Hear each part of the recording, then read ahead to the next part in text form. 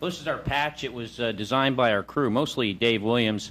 Here's us in the suit-up room. Same as suit-up room, actually, that was used during the Apollo program. Here's Charlie getting his gloves on. Tracy, miraculously poised for a first-time flyer. The juror on the crew. And Dave Williams relaxing. And there's Barb looking also very poised for her first flight, as well as Al. We actually walk out of the suit room about probably about 3.5 hours prior to launch. We actually don't walk this fast. I think this is sped up a little bit. It's kind of hard to walk in the suits. And here's Endeavour on the launch pad. Endeavour had not flown for several years, and it was really an incredible vehicle. This is us in the vertical getting into our seats. Crew members in the white room. The white room attaches to the side of the orbiter. This is a view from the middeck. And Rick Mastracchio, he's one of the last guys to get in as mission specialist number 2. During the launch, we spent a lot of our training, I'd say just roughly 60% of our time getting ready for this specific event. The whole thing happens in 8.5 minutes. The orbiter, when you get there, is just a living, breathing thing. Everyone's been cleared away from 3 miles. You know you're about ready to go for the ride of your life. Here's a little inset photo of what it looks like from inside the cockpit. The jostling you get is when the solid rocket boosters ignite. They're about 2.5 minutes for their phase of flight, and when they ignite, there's no doubt in your mind you're going somewhere, and you're going somewhere in a hurry. We have some pretty good sound here. It's just not coming up. The whole ascent phase, 8.5 minutes. You get up there, the main engine's cut off, and within that period of time, you're now trying to figure out, with 60% of your training done, what you're going to do for the next 2 weeks in the mission. Pretty good shot here of the when the solid rocket boosters separate and we separate away from that. It's a pretty smooth ride now on the main engines. You go from about 2 some G's on your chest to about 1. And then as you burn down the fuel, you get to about 3 G's. It gets kind of hard to breathe. You really got to be deliberate in your actions. Kind of hard to move around. You're kind of pinned to your seat. And then as soon as the engine's cut off, you're just thrown forward in your straps.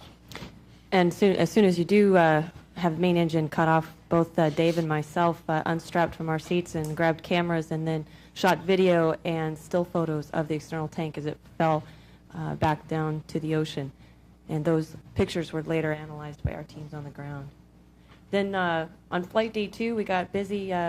We unberthed the orbiter boom system and began inspecting both wing leading edges and also the nose cap for any damage that may occur on ascent.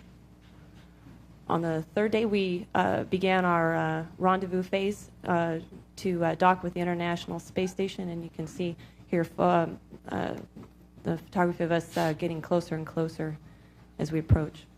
Yeah, because of the damage to Columbia, we now do this rendezvous pitch maneuver, which allows actually the autopilot is flying the vehicle, but we go through this 360-degree pitch to take pictures of the bottom of the space shuttle from the International Space Station. The crew members are snapping a lot of photos here, and that's to just document how the bottom of the vehicle looks. Here's a picture of Endeavour as we approach the International Space Station. At this point, I would be manually flying Endeavour and trying to bring the 2 vehicles very bringing together like we see here, although this is, again, sped up. Didn't really actually dock this fast. Probably would have broke something. Do we have capture or not? Not free capture. We have free drift. With us together, finally, the next thing is to seal the hatches between the 2 vehicles so we've got an airtight seal. And this is us working that right now. Once that's done, it's time to go aboard the space station and begin working. It's kind of like a debut night on any movie in Hollywood where the paparazzi await. I believe at this point there are probably more cameras than there are astronauts aboard the space station out available at this time. And here are us greeting the crew and comparing our photographic equipment.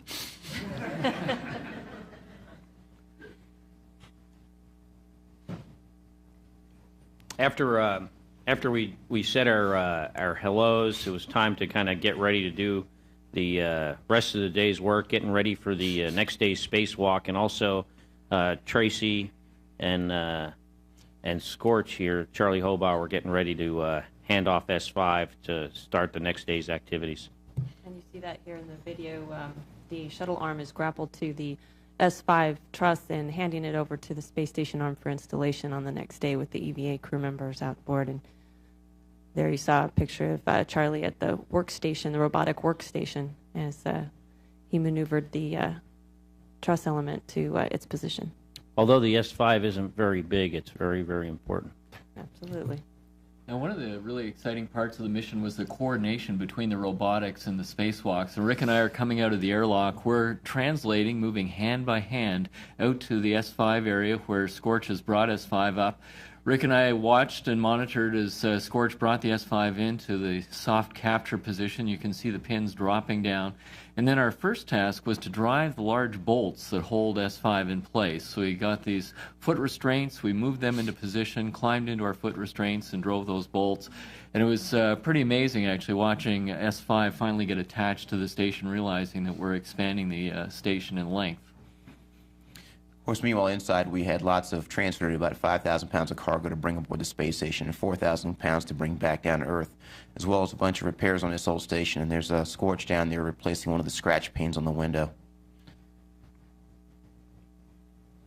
On this day of the flight, this is the day after the first EVA, we did what's called focus inspection. We had to move this boom from the payload bay of the orbiter using the space station's robot arm, then hand it off to the shuttle's robot arm, very complicated robotics task, and that's so we could go underneath the bottom of the space shuttle and take pictures of the spots of concern on the bottom of the vehicle. And here was the main damage area that we had. On our second spacewalk, we went outside to replace one of the gyroscopes on board the space station. There are 4 gyroscopes that are used to stabilize the position.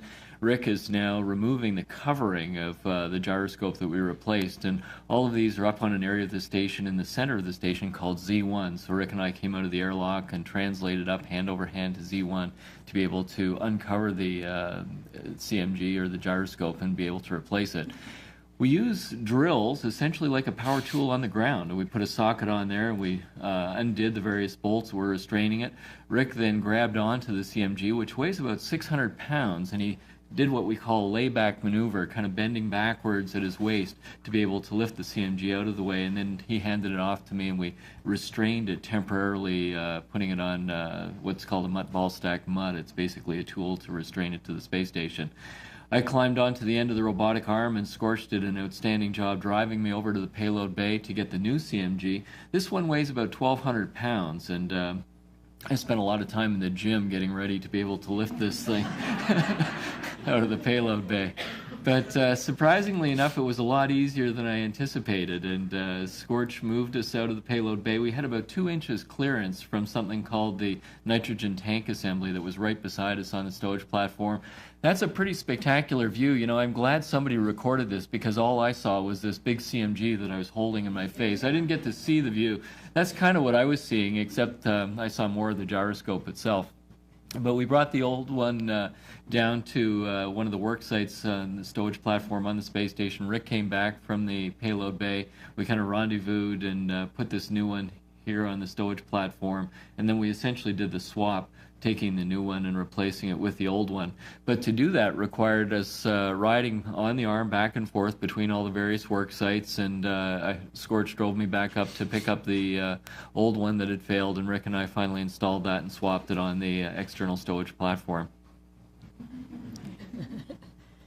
Well, there are several different ways of building the space station, and you've seen a couple examples. We put the truss on with robotics and spacewalking, and the gyroscope with robotics and spacewalking. This particular payload that we're taking out of the payload bay right now with the shuttle arm and handing it off to the station arm is a big stowage platform that we attach to the International Space Station. And that was all done robotically by handing it off from one arm to the other and then floating over to the International Space Station side and using the computers on board to send commands to latch the this platform to the International Space Station.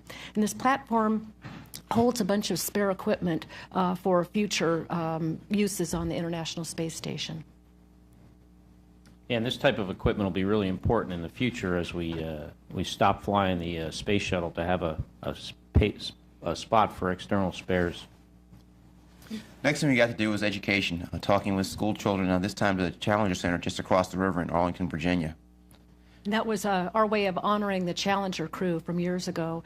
Our favorite education thing that we did on orbit, besides having fun here, to show Newton's laws, we took up that pink package that you see there has a whole bunch of basil seeds. We took up 10 million basil seeds, and they're getting ready to be distributed now to schools all over the country, and I hope all you kids in here make sure that your schools get these as well.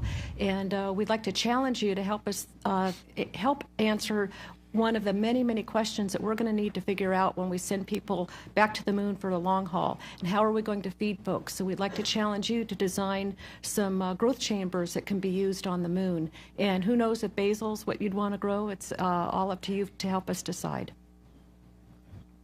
I was concerned some of those 10 million seeds were going to get away, but fortunately they didn't. So it would have been a mess. What they did was gave a beautiful aroma inside the space shuttle and space station. Before every EVA, there's a tremendous amount of work that takes place inside the airlock, just getting the guys ready, or gals, ready to go outside the hatch. And so you see footage here of Scott spent most of the morning getting these guys dressed up and in their suits and pressure checks, and then I would come in later on and help put their tools on them and get them packed inside the crew lock and ready to go out the door. You see it's not a whole lot of room to work, but having no gravity sure helps. Once they're tucked inside the crew lock, then we shut the hatch and then begin to depress the airlock and start getting the guys out. So on the third spacewalk, Clay Anderson and Rick went outside to do that one. I was actually inside for that spacewalk. Clay did an absolutely outstanding job, and as you all know, he's still in space right now. He just celebrated his 100th day in space. But this was a spacewalk that was essentially focusing on communication equipment, and there's a great shot of Rick on the end of the arm. He had to transfer what's called an S-band antenna, and this is essentially part of the communication system for the space station. And we're moving things around just to allow us to move that large section in the center of the station called P6 out to the port side of the station. So Rick had to move some of the equipment from P6. Clay was also working to install what's called a BSP and transponder, again, two elements of the space station communication system. After they did that, we had to move these CETA carts, and the center of the space station is this long truss, and on that we have the equivalent of a railroad, basically, and these CETA carts allow us to put equipment on and move the equipment from one location to another on the station. But we needed to move these to the starboard side of the space station. There was a great shot of Clay up on the end of the arm, and during this whole process, at some point, Rick got a nick in his glove, and this is a shot of him looking down at his left glove, showing where the nick is. We terminated the EVA a little bit early, came inside, and then Clay and I took some photographs of the glove to be able to send it to the ground for analysis. Because of the damage we had on the bottom of the vehicle, we were talking about maybe doing 5 spacewalks, perhaps the longest shuttle flight in the history of the shuttle program, to repair the damage. But all the analysis that was done on the ground determined that that wasn't necessary. And then we had Hurricane Dean, as you can see here, brewing in the Gulf, and we had to go from figuring out how to fly maybe the longest flight to now try to do everything we needed to do in much less time. Our last EVA, as you see here, and then close the hatch early and undock early and come home. So for the fourth spacewalk, Clay and I had a chance to go outside and do that one. As Scott mentioned, we changed the choreography of the spacewalk literally the night before to shorten the spacewalk to enable us to get back in earlier, to close the hatch, to be able to undock. The large structure that you can see on the side of one of us is a stanchion to hold this boom on the space station. When I came out of the airlock, because of all the things that were in the airlock, the hand controller for my jetpack, if you will, deployed itself. And when we do a spacewalk, we always wear this thing. It's called a safer that enables us to fly back to the space station if we inadvertently came off structure and the hand controller for mine kind of popped out. There's a great shot of us translating up to the work site. After we installed these stanchions, I went and worked on another communication antenna to lock it in place to enable us to move P6, and at the same time Clay was out working to retrieve an experiment that had been put outside in the space station, and he's now getting ready to bring this back inside. You can see him going to stick that on the end of his BRT, which is a tool that you use to grab onto things when you're out in space.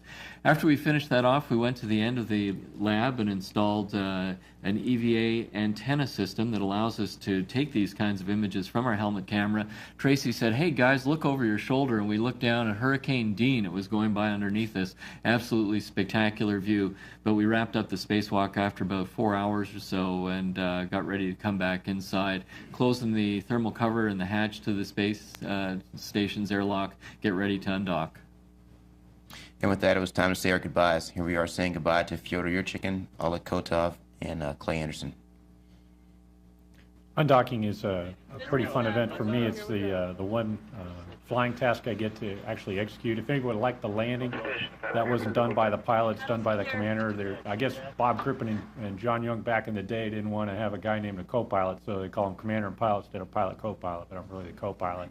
So Scott flies the docking, I get to fly the undocking, and this is a space station as we're separating away. And then, of course, Scott will do the landing. For our flight, again, it was pretty busy on undocking day. You basically wake up in the morning, get ready to punch off when the lighting is correct. You get everybody in position. You got 7 people cluttered on the flight deck. Everybody wants to take pictures, get a piece of the action, and somebody in there is supposed to actually safely separate from the station. That's supposed to be me. It was really a pleasant event. My first flight, I got to do a full fly around. We actually shot a 3D IMAX video. For this one, we just separated out directly ahead of the station and then did what's called a separation burn, where we just do about a 3 foot per second acceleration to get away from the station. And after we did that, you're pretty much in a safe trajectory. And we really took a long time to take a bunch of great pictures of the station. A couple days after we undock, it's time to come home. Here's a view of the flight deck of us back in our pressure suits that have been put away for about 2 weeks. 3, 2, 1. Easy left turn on the hack.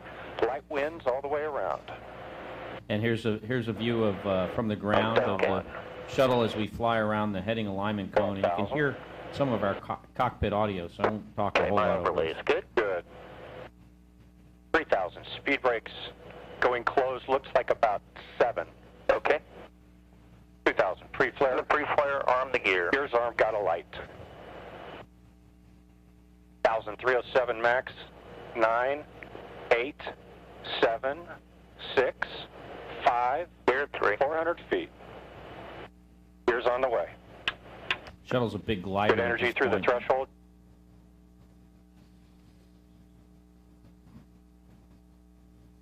You're on the ball bar. Good job. 5240, 4235, 3230. Let it keep coming. 2225, 10220. Good left correction. Your touch. We had some crosswinds to contend with during this landing. That was, you can see in this video. All right, good. It was so smooth, only one of us nice could job, actually Scott. feel the wheels touch down. Congratulations, welcome home. You've been given a new meaning to higher education. After the flight, we had the opportunity to walk around the bottom of the shuttle. We're actually kind of dizzy here, and we're trying not to look like we're dizzy. And here's us looking at the damage. Quite underwhelming, I think, was what I thought about the little ding on the bottom of the vehicle. Rick Mastracchio, he's one of the last guys to get in as mission specialist number 2. During the launch, we spent a lot of our training, I'd say just roughly 60% of our time getting ready for this specific event. The whole thing happens in 8.5 minutes. The orbiter, when you get there, is just a living, breathing thing. Everyone's been cleared away from 3 miles. You know you're you're about ready to go for the ride of your life. Here's a little inset photo of what it looks like from inside the cockpit. The jostling you get is we're going to do for the next 2 weeks in the mission. Pretty good shot here of the when the solid rocket boosters separate and we separate away from that. It's a pretty smooth ride now on the main engines. You go from about 2 some G's on your chest to about 1. And then as you burn down the fuel, you get to about 3 G's. It gets kind of hard to breathe. You really got to be deliberate in your actions. Kind of hard to move around. You're kind of pinned to your seat. And then as soon as the engines cut off, you're just thrown. Well, this is our patch. It was designed by our crew, mostly Dave Williams. Here's us in the suit-up room. Same as suit-up room, actually, that was used during the Apollo program. Here's Charlie getting his gloves on. Tracy, miraculously poised for a first-time flyer. The juror on the crew, and Dave Williams relaxing.